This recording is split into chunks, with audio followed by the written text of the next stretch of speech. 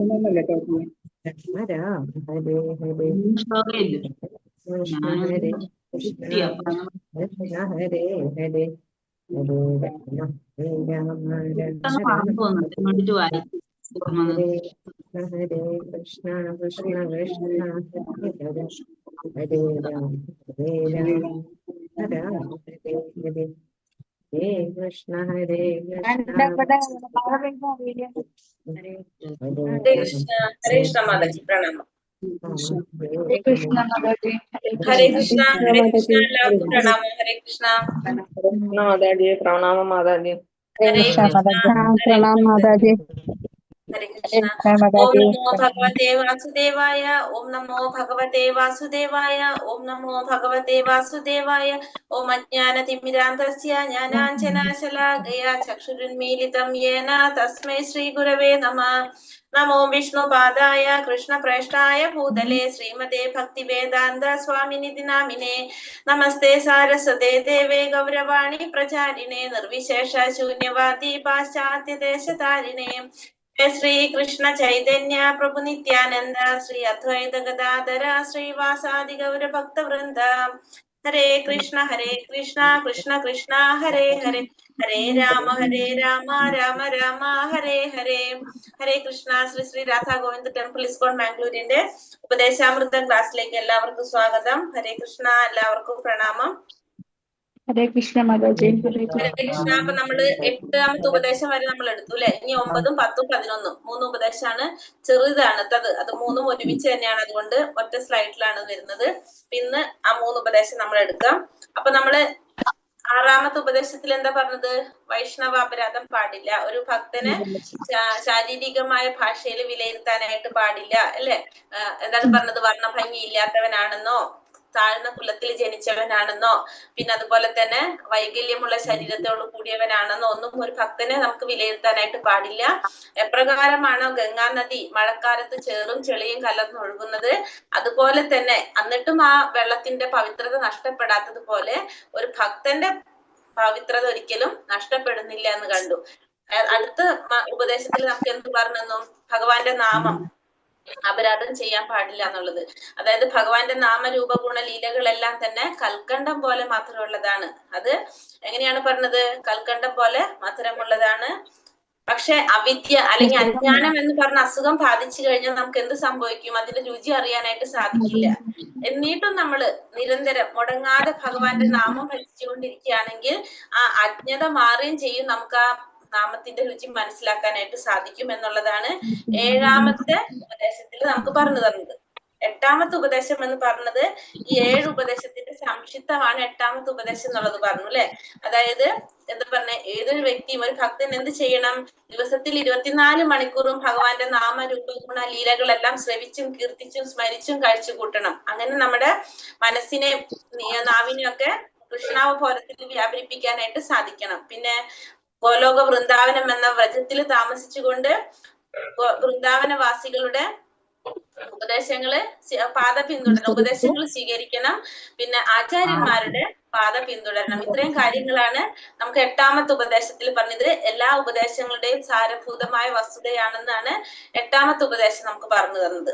ഇനി 9ാമത്തേൽ പറയുന്നത്, 9ാമത്തത്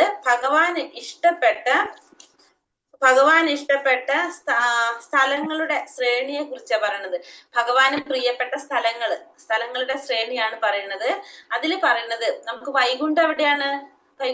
എവിടെയാണ് വൈകുണ്ഠം? ഭൗതിക ലോകത്തിലാണോ ആത്മീയ ലോകത്തിലാണോ? ആത്മീയ ലോകത്തില്.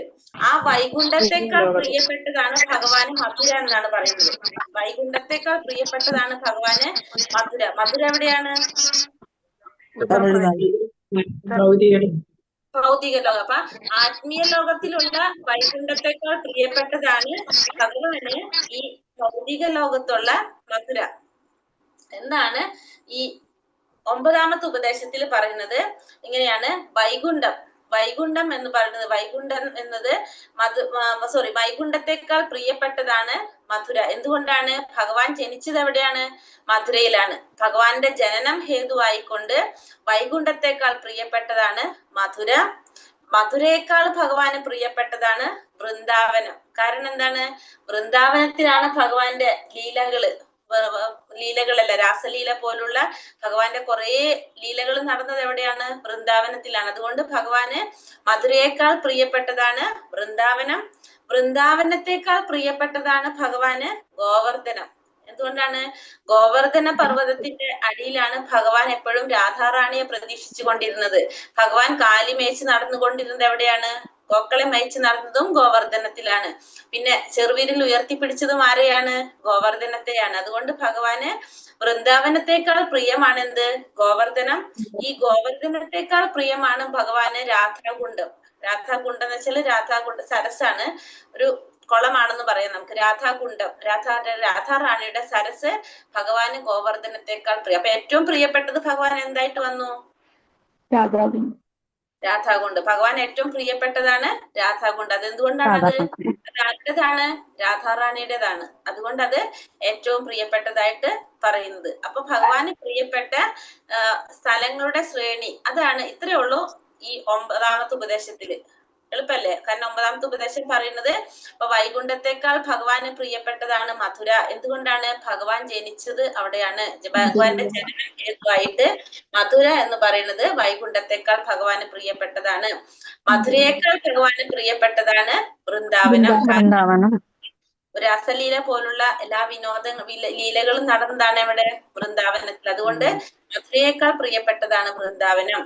വൃന്ദാവനത്തെക്കാൾ പ്രിയപ്പെട്ടതാണ് ഭഗവാന് ഗോവർദ്ധനം. കാരണം ഭഗവാൻ കാലിമേച്ച് നടന്നതും രാധാറാണിയെ പ്രതീക്ഷിച്ച് ഇരുന്നതും അതുപോലെ തന്നെ ചെറുവിരൽ കൊണ്ട് ഉയർത്തി പിടിച്ചതും ഒക്കെ ആരെയാണ്? ഗോവർദ്ധനത്തെയാണ്. അതുകൊണ്ട് ഭഗവാന് വൃന്ദാവനത്തെക്കാൾ പ്രിയമാണ് ഗോവർദ്ധനം.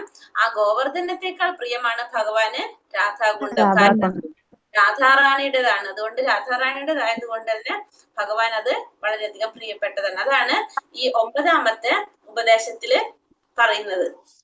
അതേപോലെ തന്നെ 10ാമത്തെ ഉപദേശം എന്ന് പറയുന്നത്, 10ാമത്തെ ഉപദേശം ഇതേപോലെ തന്നെ മനുഷ്യരിൽ ഭഗവാൻ ഏറ്റവും പ്രിയപ്പെട്ടത് ആരാണെന്നുള്ളതാണ് 10ാമത്തേല് പറയുന്നത്. അതാണ് ഇത് 2എണ്ണത്തിലും പറയുന്നത്. 11ല് രാധാകുണ്ടിന്റെ പ്രത്യേകതകളാണ് പറയുന്നത്. അങ്ങനെയാണ് 3 ഉപദേശങ്ങൾ വരുന്നത്. ആ 3ഉം ഒരുമിച്ചാണ് നമ്മുടെ ശ്ലോകം 9, 10, 11. ഉപദേശാമൃതം ശ്ലോകം 9. ശ്രീ ശ്രീ രാധാ ഗോവിന്ദ് കി ജയ്. ശ്രീല പ്രഭുപാദ് കി ജയ്. ശ്ലോകം 9.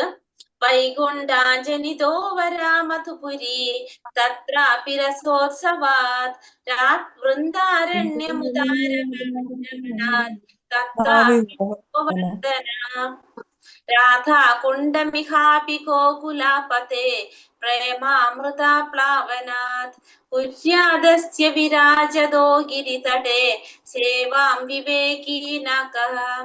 വൈകുണ്ഠാജനിതോ വരാ മധുപുരി തത്രാപി രസോത്സവാത് വൃന്ദാരണ്യമുദാരപാണിരമണാത് തത്രാപി ഗോവർദ്ധന രാധാകുണ്ഡമിഹാപി ഗോകുലാപതേ പ്രേമാമൃത പ്ലാവനാത് കുര്യാദസ്യ വിരാജതോ ഗിരിതടേ സേവാം വിവേകീനകഃ. എന്താ പറയണത്?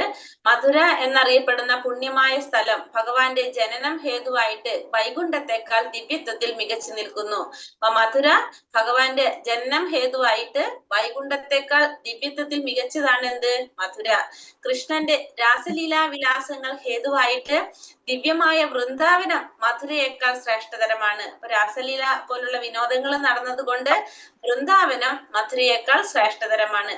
ശ്രീകൃഷ്ണൻ തന്റെ കൈകൊണ്ട് ഉദ്ധരിക്കുകയും അനേകം ലീലാവിനോദങ്ങളിൽ ഏർപ്പെടുകയാലും ഗോവർദ്ധന പർവ്വതം വൃന്ദാവനത്തെക്കാൾ മേന്മയേറിയതാണ്. എല്ലാറ്റിലും മികച്ചതാണ് രാധാകുണ്ഡം. എന്തുകൊണ്ടെന്നാൽ ഗോകുലനാഥനായ ശ്രീകൃഷ്ണന്റെ ദിവ്യപ്രേമമാകുന്ന അമൃതം അതിൽ കരകവിഞ്ഞൊഴുകുന്നു. അങ്ങനെ ഇരിക്കെ ഗോവർദ്ധന പർവ്വതത്തിന്റെ അടിവാരത്തിലായി സ്ഥിതി ചെയ്യുന്ന ഈ രാധാകുണ്ഡത്തെ സേവിക്കുന്നതിൽ വിവേകശാലിയായ ഏതൊരാളാണ് വിമുഖനായിരിക്കുക? അപ്പൊ എല്ലാവരും ഇപ്പൊ നമുക്ക് മനസ്സിലായി ഭഗവാൻ ഏറ്റവും പ്രിയപ്പെട്ടതാണ് രാധാകുണ്ട്. അപ്പൊ വിവേകിയായിട്ടുള്ള ഒരാൾ ഈ രാധാകുണ്ടിന് എന്ത് ചെയ്യാതിരിക്കില്ല, സേവിക്കുന്നതില് വിമുഖനായിട്ടിരിക്കില്ല. എല്ലാവരും എന്ത് ചെയ്യും, രാധാകുണ്ടിനെ സേവിക്കും എന്നുള്ളതാണ് പറയുന്നത്. അപ്പൊ നമുക്ക് ഇത്രയും നിങ്ങൾ ഇങ്ങനെ പറയണമെന്നില്ല, നമുക്ക് ആ ശ്രേണി കിട്ടിയാൽ മതി.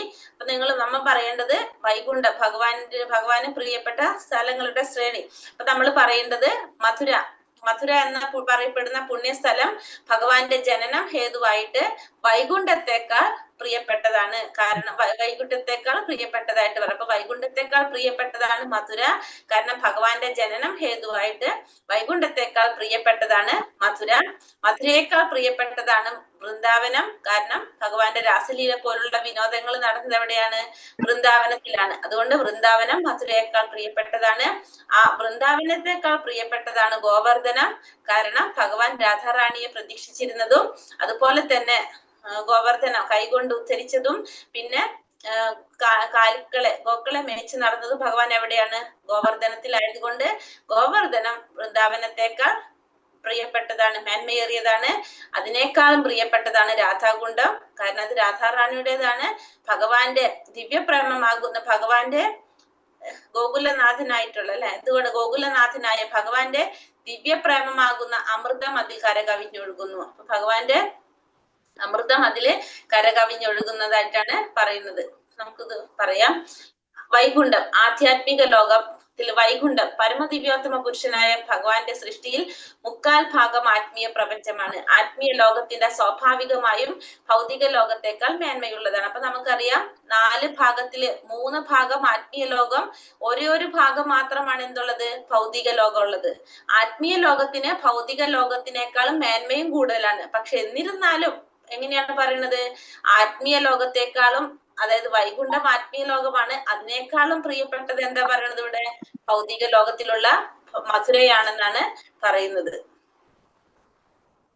മഥുര പരമദിവ്യോത്തമ പുരുഷൻ മഥുരയിൽ ജനിക്കുക മൂലം അതും അതിന്റെ പരിസരങ്ങളും ഭൗതിക ലോകത്തിൽ ഏർപ്പെട്ടതാണെങ്കിൽ പോലും ആത്മീയ ലോകത്തെക്കാൾ ശ്രേഷ്ഠതരമായി പരിഗണിക്കപ്പെടുന്നു. അപ്പൊ പരമദിവ്യോത്തമ പുരുഷനായിട്ടുള്ള ഭഗവാൻ മഥുരയിൽ ജനിച്ചത് കൊണ്ട് തന്നെ അതും അതിന്റെ പരിസരങ്ങളും ഭൗതിക ലോകത്തിൽ പെട്ടതാണെങ്കിൽ പോലും ആത്മീയ ലോകത്തെക്കാൾ ശ്രേഷ്ഠമായി പരിഗണിക്കുന്നതാണ് എന്ത്, മഥുര. ആത്മീയ ലോകത്തെക്കാൾ ശ്രേഷ്ഠമായിട്ടാണ് മഥുര, ഭൗതിക ലോകത്തിലുള്ള ഈ മഥുരയെ പരിഗണിക്കുന്നത്. കാരണം ഭഗവാൻ മഥുരയിലാണ് ജനിച്ചത്. അതുകൊണ്ട് തന്നെ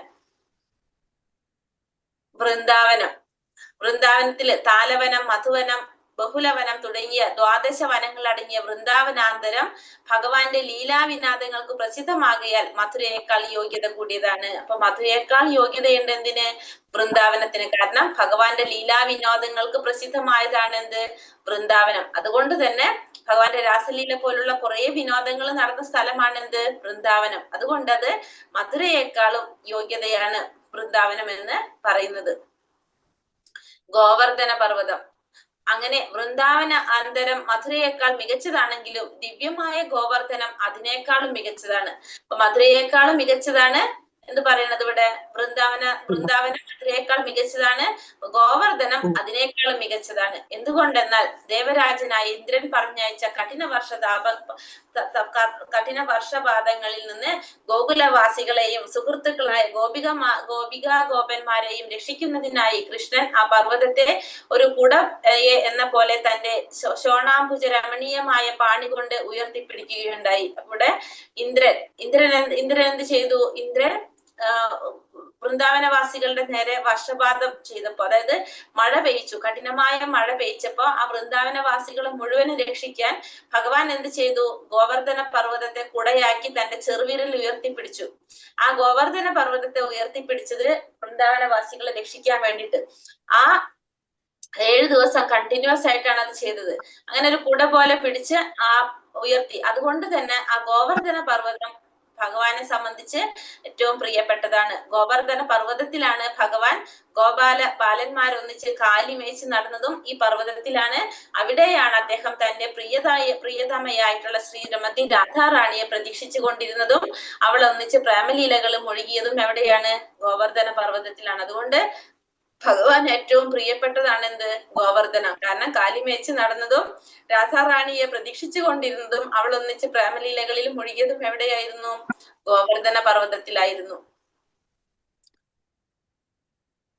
രാധാകുണ്ഡം ഗോവർദ്ധന പർവ്വതത്തിന്റെ അടിവാരത്തിലുള്ള രാധാകുണ്ഠമാകട്ടെ മേൽപ്പറഞ്ഞ എല്ലാറ്റിനേക്കാളും വിശിഷ്ടതരമാണ്. അപ്പൊ ഈ പറഞ്ഞ എല്ലാറ്റിനേക്കാളും വിശിഷ്ടമായിട്ടുള്ളതാണ് എന്ത്? രാധാകുണ്ഠം. കൃഷ്ണന്റെ പ്രേമം കരകവിഞ്ഞൊഴുകുന്നത് അവിടെയാണ്. ഉത്തമ ഭക്തന്മാർ രാധാകുണ്ഠത്തിൽ താമസിക്കുവാൻ ആഗ്രഹിക്കുന്നു. രാധയുടെയും കൃഷ്ണന്റെയും ശാശ്വതങ്ങളായ മധുര ലീലാവിലാസങ്ങളുടെ ഒട്ടു വളരെ സ്മരണകൾ ഉണർത്തുന്ന ദിവ്യമായ സ്ഥാനമാണ് അവിടം. അപ്പൊ രാധാകുണ്ഠം എന്ന് പറയുന്നത് രാധാറാണിയുടേതാണ്.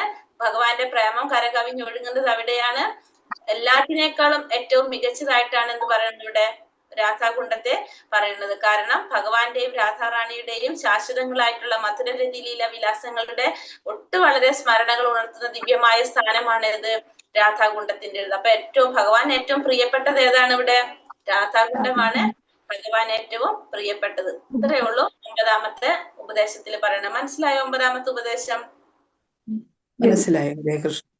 അത് ഒരു കാര്യമുണ്ട്, നമ്മൾ ആ ഓർഡർ തെറ്റി പറയരുത് എപ്പോഴും. നമ്മൾ എക്സാം ഇങ്ങനെ എഴുതി പറഞ്ഞാൽ മനസ്സിലാക്കിയാൽ മതി. 9ാമത്തെ ഉപദേശത്തിൽ പറയുന്നത് ഭഗവാൻ ഏറ്റവും പ്രിയപ്പെട്ടത്, വൈകുണ്ഠത്തെക്കാൾ ഭഗവാന് പ്രിയം മധുരയാണ്. ഭഗവാന്റെ ചരണം ഹേതുവായിട്ട് മധുരയാണ് ഭഗവാന് പ്രിയപ്പെട്ടത്. ആ മധുരയേക്കാൾ വിശേഷമായത്, പ്രധാനപ്പെട്ടത് പറയുന്നത് വൃന്ദാവനമാണ്. ഭഗവാന്റെ രാസലീല പോലുള്ള പ്രധാന ലീലകളെല്ലാം ഭഗവാന്റെ വൃന്ദാവനത്തിലായതുകൊണ്ട് ഭഗവാന് പ്രിയപ്പെട്ടതാണ്. അതിനേക്കാളും പ്രിയപ്പെട്ടതാണ് പക്ഷെ എന്ത്? ഗോവർദ്ധനം. കാരണം ഗോവർദ്ധനമാണ് എന്ത്? കാലി മേച്ച് നടന്നതും രാധാറാണിയെ പ്രതീക്ഷിച്ചുകൊണ്ടിരുന്നതും ചെറുവിരൽ ഉയർത്തിപ്പിടിച്ച് വൃന്ദാവനവാസികളെ രക്ഷിച്ചതൊക്കെ ഗോവർദ്ധനത്തിലായതുകൊണ്ട് അതിനേക്കാളും പ്രിയപ്പെട്ടതാണ്, ഏറ്റവും പ്രിയപ്പെട്ടതാണ്, അതിനേക്കാളും പ്രിയപ്പെട്ടതാണ് ഇത് രാധാകുണ്ഠം.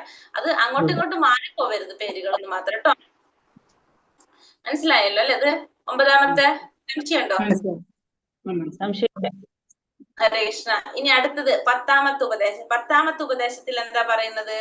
10ാമത്തെ ഇതേപോലെ തന്നെ മനുഷ്യരാശിയുടെ ശ്രേണിയാണ് പറയുന്നത്. ഇപ്പൊ നമ്മള് സ്ഥലങ്ങളെ കുറിച്ച് പറഞ്ഞു, അതേപോലെ തന്നെ മനുഷ്യരെ കുറിച്ച് പറയാണ്. അപ്പൊ മനുഷ്യരെന്ന് പറയുമ്പോ ഫസ്റ്റ് നമുക്കറിയാം എങ്ങനെയുള്ളവരാണ് ആദ്യത്തെ മനുഷ്യർ. ഈ ഭക്തിയൊക്കെ വരുന്നതിന് മുന്നേ നമ്മൾ എങ്ങനെയാണ്? കർമ്മികളായിരിക്കും. കർമ്മം ചെയ്യുന്നു, കർമ്മത്തിന്റെ ഫലം മുഴുവൻ ആഗ്രഹിച്ചുകൊണ്ട് കർമ്മം ചെയ്യുന്നവരാണ് എല്ലാവരും, അല്ലെ? കർമ്മികള്. അപ്പൊ ഭഗവാന് ആ കർമ്മികളെക്കാളും ഭഗവാന് പ്രിയം ആരോടാണ്? ജ്ഞാനികളോട്. ഭഗവാനെ കുറിച്ച് അറിയാൻ ആഗ്രഹിക്കുന്ന ജ്ഞാനികളോടാണ് ഭഗവാന് പ്രിയം. കർമ്മികളെക്കാളും ഭഗവാന് പ്രിയം ജ്ഞാനികളോടാണ്. ജ്ഞാനികളോട്. അപ്പൊ കർമ്മി, ജ്ഞാനി. ജ്ഞാനം നേടിക്കഴിഞ്ഞാൽ നമ്മൾ ആരായിട്ട് മാറും? ഭക്തനായിട്ട് മാറും, അല്ലെ? അപ്പൊ ഈ ജ്ഞാനികളെക്കാളും ഭഗവാന് പ്രിയം ആരോടാണ്? ഭക്തന്മാരോടാണ് ഭഗവാന് പ്രിയം. ഫസ്റ്റ് കർമ്മം ചെയ്യുന്ന കർമ്മികള്. ആ കർമ്മികളെക്കാളും ഭഗവാന് പ്രിയം ആരോടാണ്? ജ്ഞാനികളോട്. ജ്ഞാനികളെക്കാളും ഭഗവാന് പ്രിയം ആരോടാണ്?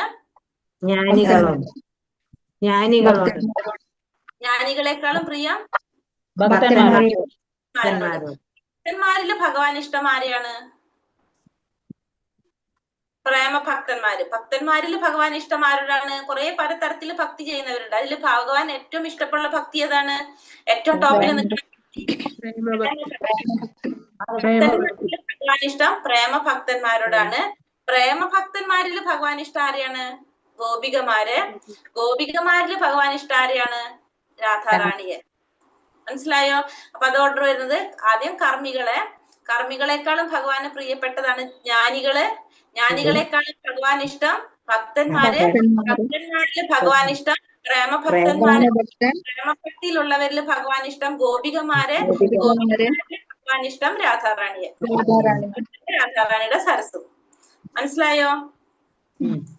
അപ്പൊ ഇവിടെ പറയുന്നത് ഫലമുള്ളവാക്കുന്ന കർമ്മങ്ങൾ. ശ്ലോകം വായിച്ചില്ലല്ലേ? ശ്ലോകം 10 പറയുന്നത് കർമ്മിഭ്യാ പരിതോ ഹരേ പ്രിയതയാ വ്യക്തിം യയുർജ്ഞാനിനസ് തേവ്യോ ജ്ഞാന വിമുക്ത ഭക്തി പരമാ പ്രേമൈകനിഷ്ഠാസ്തഥാ തേഭ്യസ്താ പശുപാല പങ്കജാദൃശസ് താഭ്യോപി സാരാധികാ പ്രേഷ്ഠാ തത്വദീയം തതീയാ സരസി താംനാശ്രയേത്കാകൃതി കർമ്മഭ്യാ പരിതോ ഹരേ പ്രിയതയാ വ്യക്തിം യയുർജ്ഞാനിനസ് തേഭ്യോ ജ്ഞാന വിമുക്ത ഭക്തി പരമാ പ്രേമൈകനിഷ്ഠാസ്തഥാ തേഭ്യസ്താ പശുപാല പങ്കജാദൃശ താഭ്യോപി സാരാധികാ പ്രേഷ്ഠാ തത്വദീയം തതീയാ സരസ് താംനാശ്രയേത്കാകൃതി.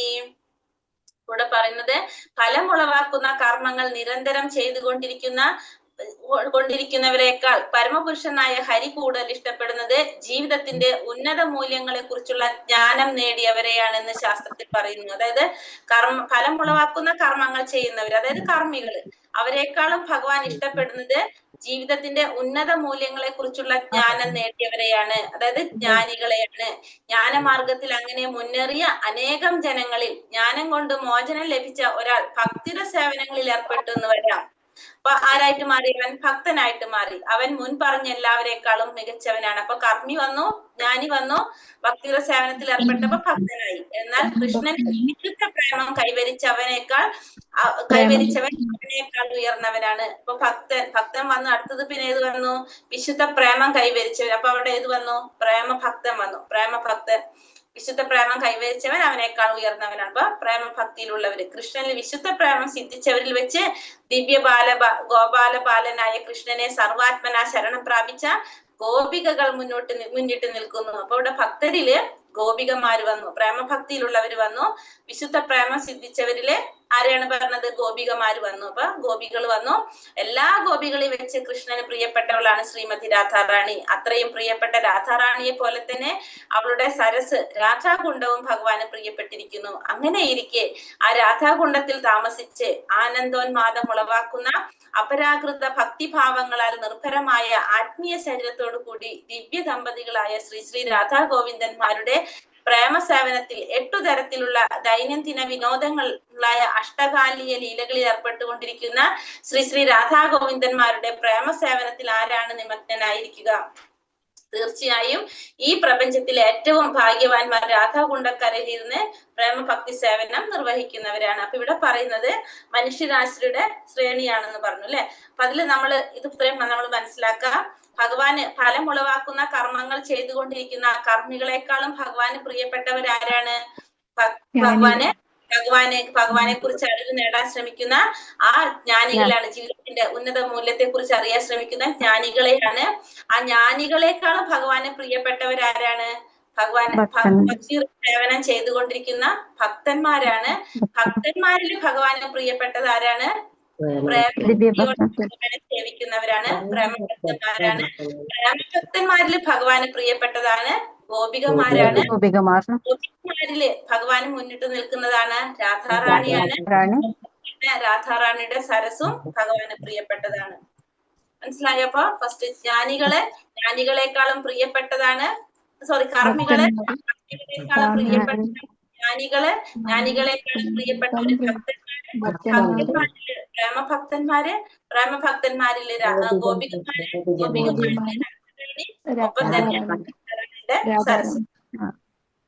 മനസ്സിലായോ? അത് ആ ഒരു ഓർഡറിൽ ഇങ്ങനെ എഴുതിയാൽ മതി. അത് ഇങ്ങനെ ഇത് പറഞ്ഞിട്ട് ഇന്നത് കാരണം കൊണ്ട് ഇത് പറഞ്ഞത് എഴുതിയാൽ മതി കേട്ടോ. അങ്ങനെ പഠിച്ചാൽ മതി ഇത്. ഹരേ കൃഷ്ണ. അപ്പൊ ഇതില് പറയുന്നത് പുരോഗമന ശ്രേണി, അതാണ് പറഞ്ഞത്. മനുഷ്യ ജീവിതത്തിൽ ഒരാൾക്ക് എങ്ങനെ പുരോഗമിക്കാമെന്ന് കാണിക്കുന്നു. ആദ്യം കർമ്മിയാകുന്നു, കർമ്മിയിൽ നിന്ന് ജ്ഞാനിയാകുന്നു, ജ്ഞാനിയിൽ നിന്ന് ഭക്തനാകുന്നു. അപ്പൊ കർമ്മി എന്ന് പറഞ്ഞു കഴിഞ്ഞാല് ആത്മീയമായ പരിണാമം നടക്കുന്നത് അങ്ങനെയാണ്. നമ്മുടെ സ്ഥാനം നമ്മുടെ ആഗ്രഹങ്ങളെ സൂചിപ്പിക്കുന്നു. കൃഷ്ണൻ അതനുസരിച്ച് നമുക്ക് പ്രതിഫലം നൽകുന്നു. അപ്പൊ നമ്മൾ എങ്ങനെയാണോ നമ്മുടെ ആഗ്രഹങ്ങള്, അതനുസരിച്ചാണ് നമ്മുടെ സ്ഥാനങ്ങൾ വരുന്നത്. അപ്പൊ ഒരു കർമ്മി, ജ്ഞാനി, ഭക്തൻ. അപ്പൊ കർമ്മി എന്ന് വെച്ചിട്ടുണ്ടെങ്കിൽ എന്താണ്? ഫലം ആഗ്രഹിച്ചുകൊണ്ട് കർമ്മം ചെയ്യുന്നവരാണ് ജ്ഞാനികൾ. കർമ്മികള് രജോ ഗുണത്തിലായിരിക്കും ഇരിക്കുന്നത്. അവരുടെ പ്രാപ്തി ഏതാണ്? സ്വർഗലോകത്തിലായിരിക്കും അവരെത്തുന്നത്, ചെയ്ത കർമ്മത്തിന്റെ ഫലം അനുഭവിക്കാനായിട്ട്. അത് കഴിഞ്ഞ് ജ്ഞാനിയാകുമ്പോഴെങ്ങനെയാണ്? സത്വഗുണത്തിലായിരിക്കും ജ്ഞാനി. സത്വഗുണത്തിലായിരിക്കും മുക്തി നേടി എവിടേക്കാണ് എത്തുക? ഭഗവാന്റെ ആ ബ്രഹ്മത്തിൽ ലയിക്കുകയാണ് ആര് ചെയ്യുക? ജ്ഞാനി ലയിക്കുന്നത് ബ്രഹ്മത്തിലായിരിക്കും. ആ ബ്രഹ്മ ജ്യോതിസിൽ ലയിക്കുന്നതാണ് ജ്ഞാനി. ഭക്തനാണെങ്കിലോ ശുദ്ധ സത്വത്തിലായിരിക്കും ഭക്തിയോടുകൂടി ഭഗവാനെ ആരാധിക്കുക. അതാണ് ആരിലെത്തുന്നത്? ആര് ചെയ്യുന്നത്? ഭക്തന്മാര് ചെയ്യുന്നത് എവിടെ പ്രാപിക്കും? ഭഗവാന്റെ ഗോലോക വൃന്ദാവനത്തിൽ എത്താനായിട്ട് സാധിക്കും. അപ്പൊ കർമ്മിയാണെങ്കിൽ സ്വർഗലോകത്ത് പോകും, ജ്ഞാനിയാണെങ്കിൽ ഭഗവാന്റെ ബ്രഹ്മജ്യോതിയിലേക്കും, ഭക്തനാണെങ്കിൽ ഭഗവാന്റെ ലോകത്തിലേക്ക് പോകും. ഇപ്പൊ വികർമ്മി, കർമ്മി, അകർമ്മി. വികർമ്മികൾ എന്ന് പറഞ്ഞാൽ എന്താണ്? ശാസ്ത്രങ്ങൾ അനുസരിക്കാതെ പ്രവർത്തിക്കുന്നവരാണ് വികർമ്മികൾ എന്ന് പറയുന്നത്. ഹീനതരമായ ജന്മത്തിന് സാധ്യതയുള്ളവര്, ജീവിതത്തിന്റെ ലക്ഷ്യം മനസ്സിലാക്കാത്തവര്, അവരെങ്ങനെയാണ്?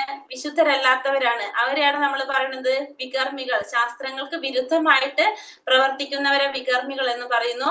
വേദങ്ങൾ അനുസരിച്ച് പ്രവർത്തിക്കുന്നവര്, കർമ്മത്തിന് അനുഷ്ഠിതമായിട്ട് പ്രവർത്തിക്കുന്നവര് ആരാണ്? കർമ്മികള്. കർമ്മികൾ എന്ന് വെച്ചാൽ കർമ്മം ചെയ്യുന്നു, ശാസ്ത്രങ്ങൾ പറഞ്ഞിരിക്കുന്ന പ്രകാരം കർമ്മം ചെയ്യുന്നു, ആ കർമ്മത്തിന്റെ ഫലങ്ങൾ അവർ അനുഭവിക്കുകയും ചെയ്യുന്നു. അതാണ് ആര്? കർമ്മികൾ എന്ന് പറയുന്നത്. ആ ഫലം അനുഭവിച്ചു കഴിയുമ്പോൾ വീണ്ടും ഭൗതിക ലോകത്തില് ഭൂമിയിൽ വന്ന് ജന്മമെടുക്കും കർമ്മികള്. അകർമ്മികൾ എന്ന് പറഞ്ഞാലോ ഭഗവാന്റെ കൃഷ്ണഭക്തിയുടെ വേദിയിൽ എത്തിയിരിക്കുന്നവര്, അതായത് ഭഗവാന് വേണ്ടി കർമ്മം ചെയ്യുന്നവരാണ് ആര്? അകർമ്മികൾ എന്ന് പറയുന്നത്. ഫലോദിഷ്ട കർമ്മങ്ങൾ ബന്ധപ്പെടുത്തുന്നുവെന്നും പുനർജന്മത്തെ അർത്ഥമാക്കുന്നുവെന്നും മനസ്സിലാക്കുന്നു. അപ്പൊ കർമ്മം ചെയ്യുന്നു, കർമ്മത്തിന്റെ ഫലം ആഗ്രഹിക്കുക, ഭഗവാന് വേണ്ടി സമർപ്പിച്ചുകൊണ്ട് ഭഗവാന് വേണ്ടി ചെയ്യുന്ന കർമ്മം ചെയ്യുന്ന അകർമ്മികള്. ശാസ്ത്രങ്ങൾ അനുസരിച്ച് ഭഗവാന് വേണ്ടി കർമ്മം ചെയ്യുന്നവരാണ് ആര്? അകർമ്മികൾ. നമ്മൾ പഠിച്ചിട്ടുള്ളതാണ് കർമ്മി, അകർമ്മി, വികർമ്മി. ശാസ്ത്രവിധി പ്രകാരം ചെയ്യുന്നത് കർമ്മികള്, ശാസ്ത്രങ്ങൾക്ക് വിരുദ്ധമായിട്ട് ചെയ്യുന്നത് വികർമ്മികള്, ഭഗവാന് വേണ്ടി ചെയ്യുന്നത് അകർമ്മികള്. മനസ്സിലായോ? മനസ്സിലായി മാതാജി. ഭക്തർ, ഗോപികമാർ, രാധാറാണി. ഭക്തന്മാർ എങ്ങനെയാണ്? യമനിയമാദികൾ അനുസരിച്ച് ഭക്തിയുടെ സേവനം അനുഷ്ഠിക്കുന്നവരാണ് ഭക്തന്മാര്. ഭഗവാനിൽ പ്രകടമായ പ്രേമഭക്തിയുടെ മഹോന്നത തലത്തിൽ കയറി ചെന്ന് എന്ന് വരാം. നാരദൻ, സനക, സനാതനൻ ഭഗവത് പ്രേമം ലഭിക്കും. അപ്പൊ അവർക്ക് എന്ത് ലഭിക്കും? ഭക്തന് ഭഗവാന്റെ പ്രേമം ലഭിക്കും. ഗോപികമാരോ കൃഷ്ണനെ പ്രീതിപ്പെടുത്തുക എന്നതിൽ കവിഞ്ഞ് യാതൊന്നും അറിയാത്ത, വേറെ ഒന്നും ആഗ്രഹിക്കാത്തവരാണ് ആര്? ഗോപികമാര്. അവർക്ക് ഒരേ ഒരു ലക്ഷ്യമുള്ള എന്ത്? ഭഗവാനെ പ്രീതിപ്പെടുത്തുക. അത്ര മാത്രമേ ഗോപികമാർ ആഗ്രഹിക്കുന്നുള്ളൂ. ഭഗവാനിൽ നിന്ന് യാതൊന്നും പ്രതീക്ഷിക്കാത്തവരാണ് ആര്? ഗോപികമാര്. കൃഷ്ണനെ വിസ്മരിക്കാൻ സാധ്യമല്ല. അവരെപ്പോഴും ഏത് ഭാവത്തിലായിരിക്കും? വിപ്രലംബ സേവനം എന്നാ പറയുക. അതായത് ഭഗവാനെ ഭഗവാനെ വിസ്മരിക്കാന്ന് പറഞ്ഞത് അവർക്ക് ഒരിക്കലും സാധ്യമല്ല. അവരെപ്പോഴും ഭഗവാനെ സ്മരിച്ചുകൊണ്ടേ ഇരിക്കുന്നവരാണ് ആര്? ഗോപികമാര്. ലക്ഷ്യമുള്ളൂ ഭഗവാനെ സേവനം ചെയ്യാൻ. ഭഗവാനിൽ നിന്ന് അവരൊന്നും പ്രതീക്ഷിക്കില്ല. ഭഗവാനെ സന്തോഷിപ്പിക്കാന്ന് മാത്രമാണ് ആര് ആഗ്രഹിക്കുന്നത്? ഗോപികമാർ ആഗ്രഹിക്കുന്നത്. ഭഗവാനെ സ്മരിക്കാത്തൊരവസ്ഥ അവർക്കില്ല. അവരെപ്പോഴും ഭഗവാനെ സ്മരിച്ചുകൊണ്ടിരിക്കുന്നവരാണ്. രാധാറാണി ആണെങ്കിലോ ഗോപികമാരില് സർവോത്തമമായ സ്ഥാനമാണ് ആരുടെ? രാധാറാണിയുടെ. രാധാറാണിയുടെ പ്രേമയുധമായിട്ടുള്ള ഭക്തിയുടെ സേവനത്തെ അതിശയിക്കാനായിട്ട് ആർക്കും സാധിക്കില്ല. കൃഷ്ണന് പോലും ശ്രീമതി രാധാറാണിയുടെ ഭാവധാരണയെ മനസ്സിലാക്കാൻ സാധിച്ചിട്ടില്ല. അപ്പോ ഭഗവാന് പോലും എന്ത് സാധിച്ചിട്ടില്ല?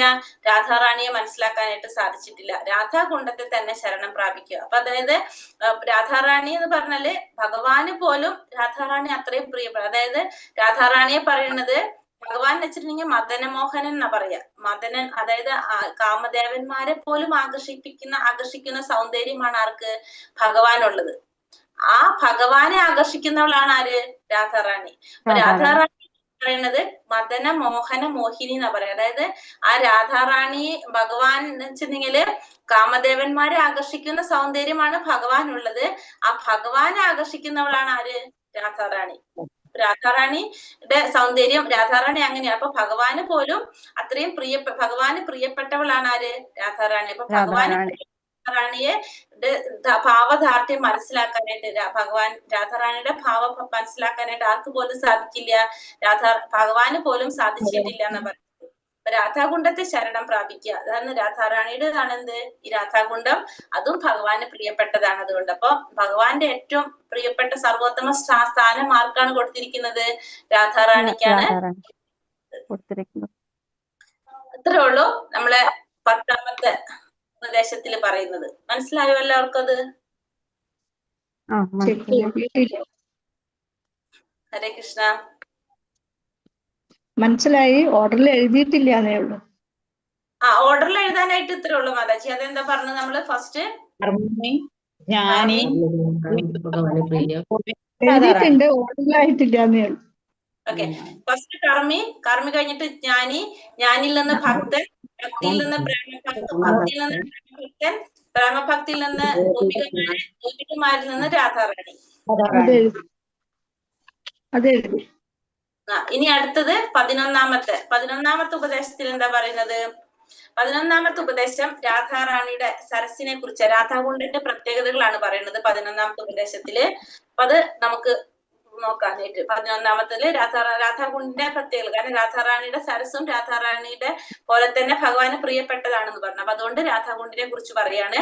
കൃഷ്ണ സ്വേച്ഛ പ്രണയവസതി പ്രേയസീഭ്യോപി രാധ കുണ്ഠം ചാസ്യ മുനിഭിരാഭിതസ് താദൃഗേവാവ്യഥായി യത്പ്രേഷ്ടൈരപ്യലമസുലഭം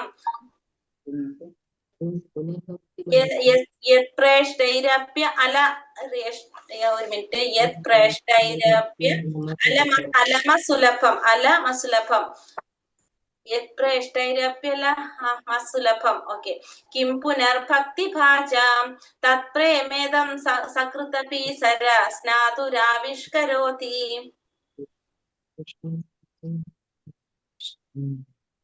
സുലഭം. ഓക്കെ.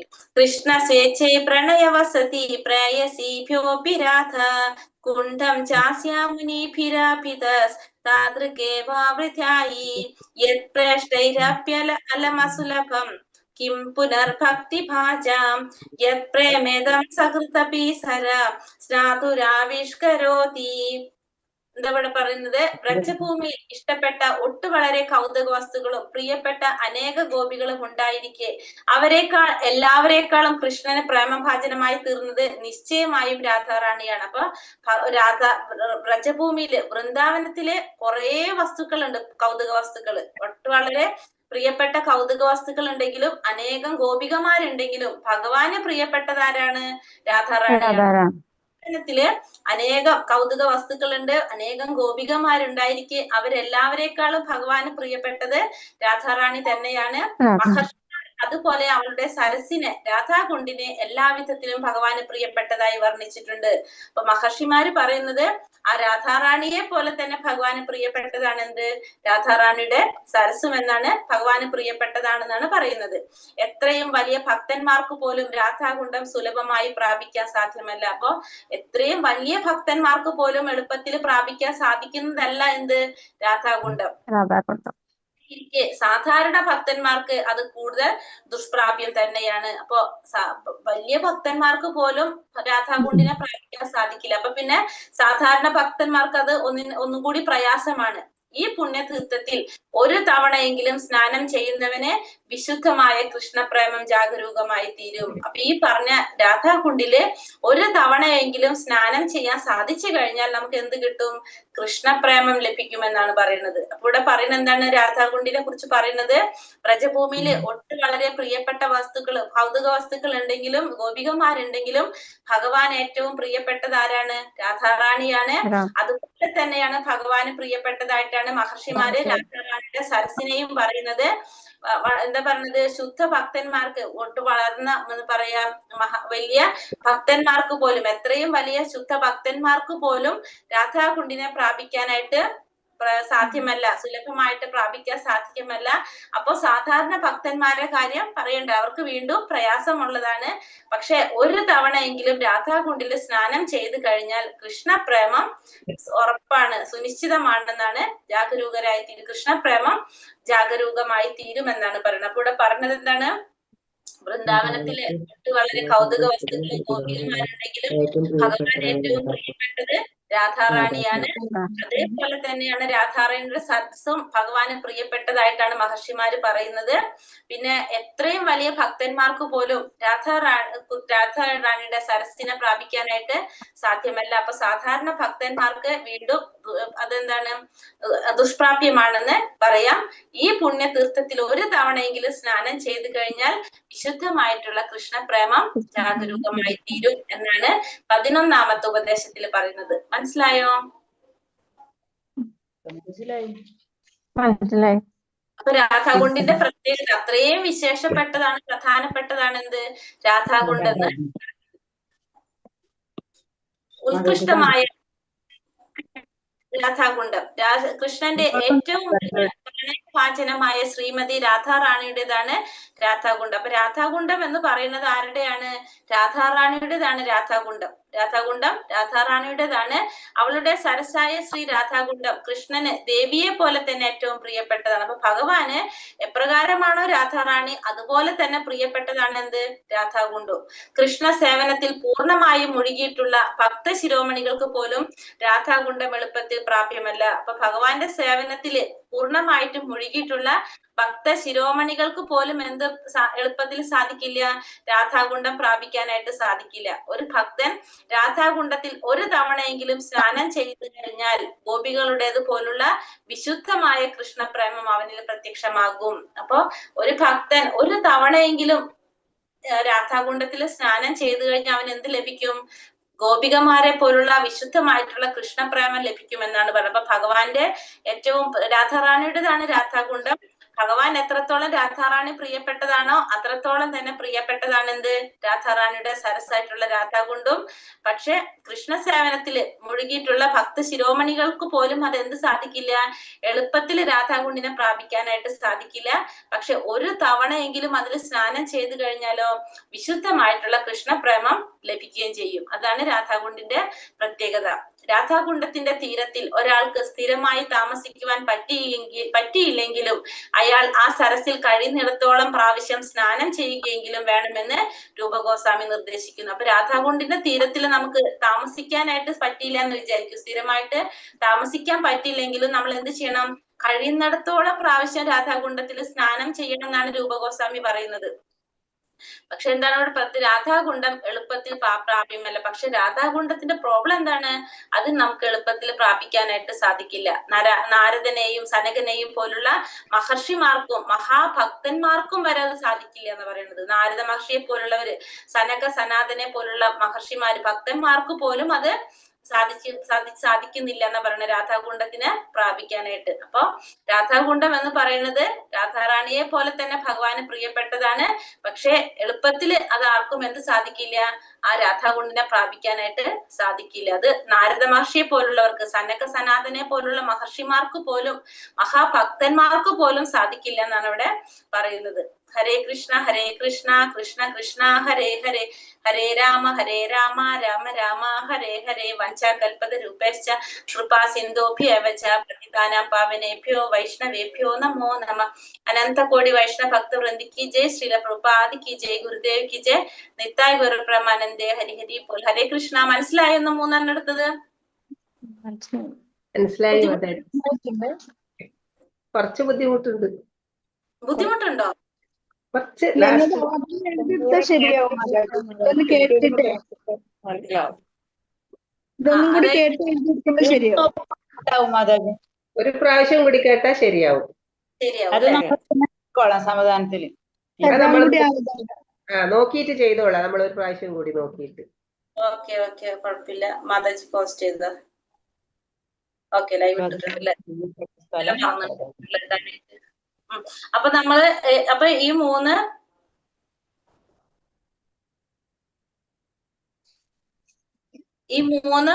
നമ്മള് ഇപ്പൊ കഴിഞ്ഞു. നമ്മള് ഉപദേശാമൃതം തീർന്നു ഇന്നത്തോടുകൂടി. ഈ മൂന്നെണ്ണത്തിന്റെ ക്വസ്റ്റ്യൻസ് ഇട്ട് തരാം. നമ്മൾ അതിന് മുന്നത്തേന്റെ നമുക്ക് നോക്കണ്ടേ? നോക്കണം. 8 നോക്കണം.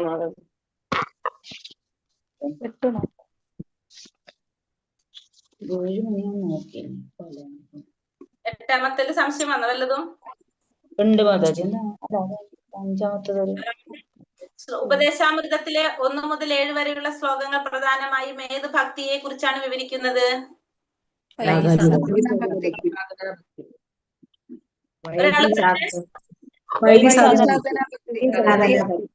ഭക്തി, വൈദ്യ സാധന ഭക്തി. അടുത്തത് മിനി ജീവരാജ് മാതാജി പറഞ്ഞോളൂ. രൂപഗോസ്വാമി എല്ലാ ഉപദേശങ്ങളുടെയും സാരം എന്ന് വിശേഷിപ്പിക്കുന്നത് ഏത് ശ്ലോകത്തെയാണ്? ശ്ലോകം 8. ഭഗവത്ഗീത 6:6 അനുസരിച്ച് മനസ്സ് എപ്പോഴാണ് ഒരു വ്യക്തിയുടെ പരമശത്രുവായിട്ട് മാറുന്നത്? വസന്ത മാതാജി, വസന്ത സാമ്പ മാതാജി. മനസ്സിനെ ജയിക്കാൻ കഴിയാത്തപ്പോൾ. മനസ്സിനെ ജയിക്കാൻ കഴിയാത്തപ്പോൾ. മരണകാലത്ത് കൃഷ്ണനെ സ്മരിക്കാൻ കഴിയുന്നവർക്ക് എവിടെ എത്താൻ കഴിയുമെന്നാണ് പറയുന്നത്? പാഠഭാഗത്തിൽ പറയുന്നത് സജി മാതാജി. ഗോലോക വൃന്ദാവനത്തിൽ. ഭൂമിയിൽ ശ്രവണത്തിന്റെയും സ്മരണയുടെയും ഘട്ടങ്ങളിൽ സമാധി എന്ന് വിളിക്കപ്പെടുന്ന അവസ്ഥ ഏതാണ്? പങ്കജ മാതാജി. മരണദശ. മരണദശ. മരണദശ. അല്ല സംശയം. മരണദശ ഉള്ളത് മരണദശയാണോ മാതാജി? സമ്പത്തി ദശയല്ലേ? അല്ല മാതാജി സമ്പത്തി ദശയല്ലേ? സമ്പത്തി ദശയാണല്ലോ. അല്ലേ? മരണദശയാ. ശ്രവണത്തിന്റെയും സ്മരണത്തിന്റെയും ഘട്ടങ്ങളിൽ സമാധി എന്ന് വിളിക്കപ്പെടുന്ന അവസ്ഥയെ സമ്പത്തി അവസാനവുമായ അനുസ്മൃതി. മരണദശ അല്ലേ വരുന്നത്? മരണദശ. സമാധി എന്ന് വിളിക്കുന്ന സമ്പത്തി ദശ എന്ന് എഴുതിക്കുന്നതല്ല. അല്ല, അത് പരിപൂർണത. പരിപൂർണ അവസ്ഥയാണ് സമ്പത്തി ദശ കേട്ടോ. ഇത് സ്മരണദശയാണ് മാതാജി. അപ്പൊ ഏത് മാതാജി ആൻസർ? മരണദശ.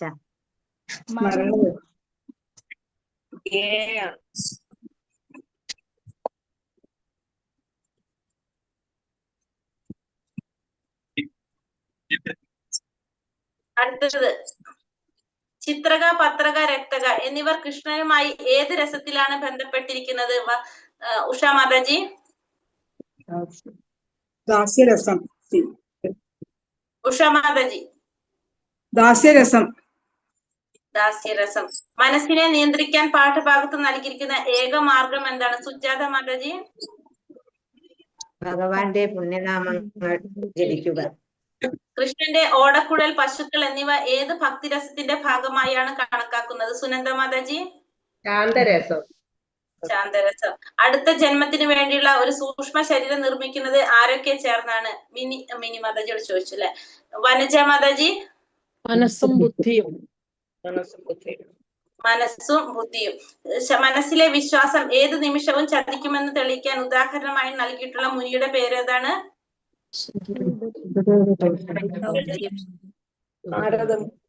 ശൗബരി മഹാമുനി.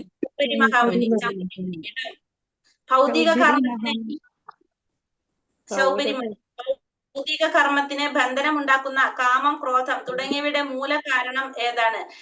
സച്ചിദേവ് മാതാജി. സച്ചിദേവ് മാതാജി.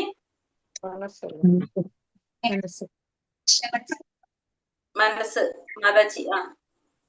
മനസ്സ്. ഓക്കെ. വൃന്ദാവനത്തിലെ ഭഗവാന്റെ ശാശ്വത സഹചാരികളെ പിന്തുടർന്ന് ചെയ്യുന്ന ഭക്തി ഏത് പേരിൽ അറിയപ്പെടുന്നു? വൃന്ദാവനവാസികളുടെ ഭഗവാന്റെ ശാശ്വത സഹചാരികളെ പിന്തുടർന്ന് ചെയ്യുന്ന ഭക്തി. ഗീതു മാതാജി.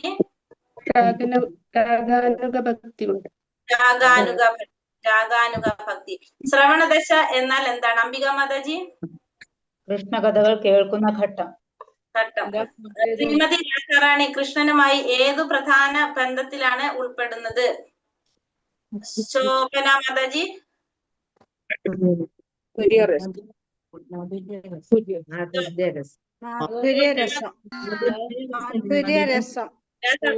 രാധാറാണി. മാധുര്യരസം. ഭക്തൻ എപ്പോഴും ജാഗ്രതയോടെ ഇരിക്കണമെന്നും മനസ്സിന്റെ കർമ്മങ്ങളെ നിരീക്ഷണമെന്നും ഉപദേശിക്കുന്നത് ആരാണ്? ബബിത മാതാജി.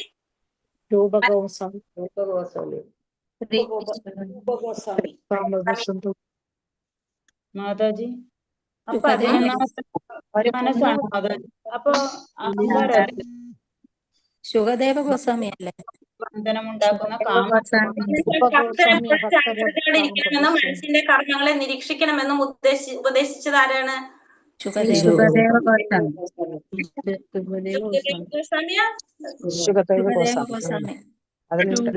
ഗോസ്വാമി. രൂപഗോസ്വാമി അല്ലേ? ഭക്തരസ. രൂപഗോസ്വാമിയുടെ പഠിക്കുന്നത്.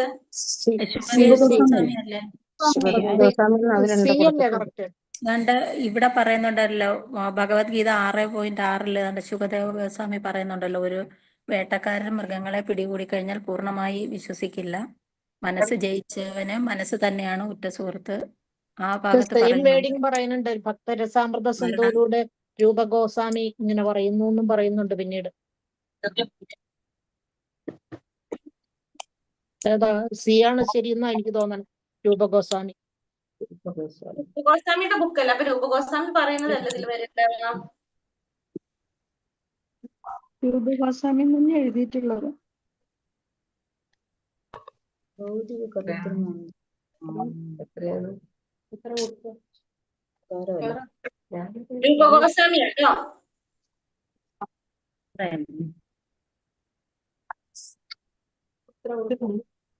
രൂപഗോസ്വാമി കഴിഞ്ഞില്ല. ഇതിലെന്തെങ്കിലും സംശയം